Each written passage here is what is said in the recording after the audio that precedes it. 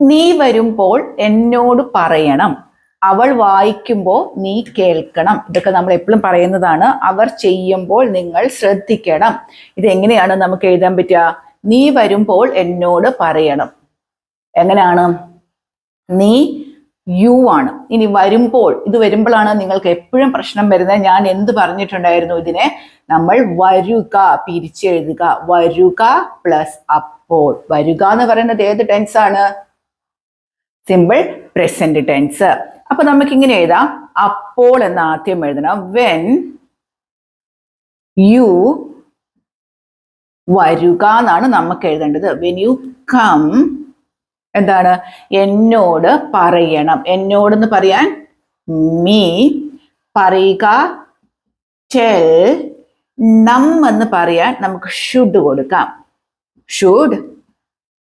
ഇവിടെ നമ്മൾ യു, നീ എന്നോട് പറയണം. When you come you should tell me.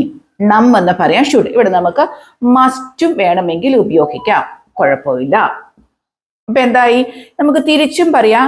U should tell me when you come. ഇങ്ങനെയും പറയാം. When you come you should tell me or should must tell me എന്നും നമുക്ക് പറയാം.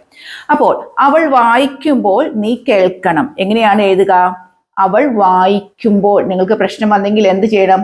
പിരിക്കുക. വായിക്കുക പ്ലസ് അപ്പോൾ എന്നായി മാറി പിരിച്ച് എഴുതുക. അപ്പോൾ വെൻ, അവൾ ഷീ, വായിക്കുക റീഡ്. ഇത് ശരിയാണോ? വെൻ ഷീ റീഡ് എന്ന് ഞാൻ ഈ സെന്റൻസിൽ എഴുതിയ ശരിയാണോ? തെറ്റി. വായിക്കുക എന്നാണ് നമുക്ക് വേണ്ടത്. സിമ്പിൾ പ്രസന്റ് ടെൻസ് ആണ്. ഷീ ആണ്. റീഡ്സ് വേണം. വെൻ ഷീ റീഡ്സ് നീ കേൾക്കണം.